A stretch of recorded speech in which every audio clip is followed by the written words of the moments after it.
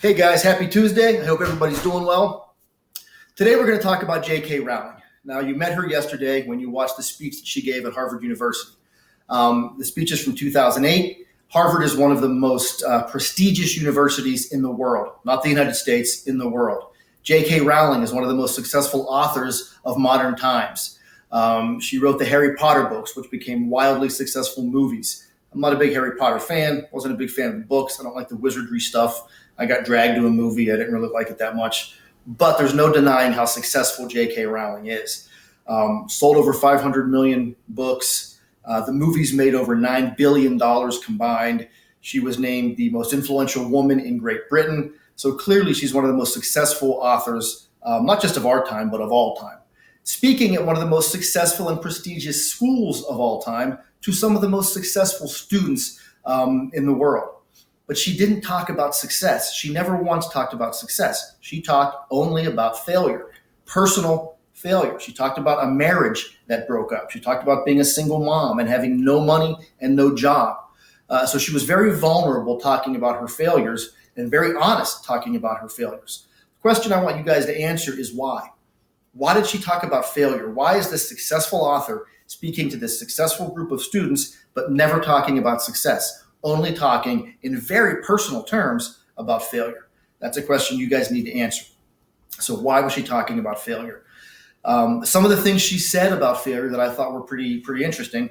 One was there's an expiring date for blaming your parents for steering you in the wrong direction. Why would she tell college students, graduating college students, that? She's talking about personal responsibility. She's talking about blame, taking ownership. Why would she choose to talk about that? She also talks about rock bottom. She says, rock bottom became the solid foundation on which I rebuilt my life.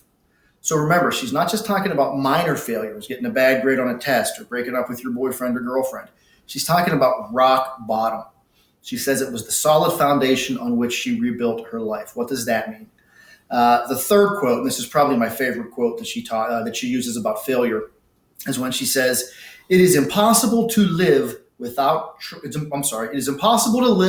failing at something unless you live so cautiously that you might as well have not lived at all, in which case you'll fail by default.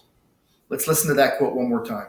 It's impossible to live without failing at something unless you live so cautiously that you might as well not have lived at all, in which case you fail by default. What does she mean by that? Reminds me of, surprise, surprise, a sports quote. Michael Jordan once said, you miss 100% of the shots you don't take. So think about those two quotes. Think about J.K. Rowling's quote. What does she mean by that? What is she talking about when she talks about failing? It's impossible to live without failing. The second half of her speech, she goes from talking about failing to the importance of imagination. First half is the benefits of failing. The second half is the importance of imagination. A couple of things she says here, and there's three quotes you guys are going to have to choose from. Look at the three quotes. I'm going to explain them briefly. Then you're going to write about one of them. You're going to explain it in your own words. The first quote about imagination is when she says, imagination is the power that enables us to empathize with humans whose experiences we have never shared. Empathy is the ability to understand and share the feelings of another person. So what is she's talking about empathy. What is she saying about empathy? And how does that tie into imagination? She also says, a second quote is, many prefer not to exercise their imagination at all. They choose to remain comfortably within the bounds of their own experiences, never troubling to consider or wonder how it would feel to have been born someone other than themselves. So what is she talking about there? She's talking about comfort levels and comfort zones. What is she saying about those things and how they relate to imagination? And finally, her last quote, the last quote that you guys need to decipher. The willfully unimaginative see more monsters.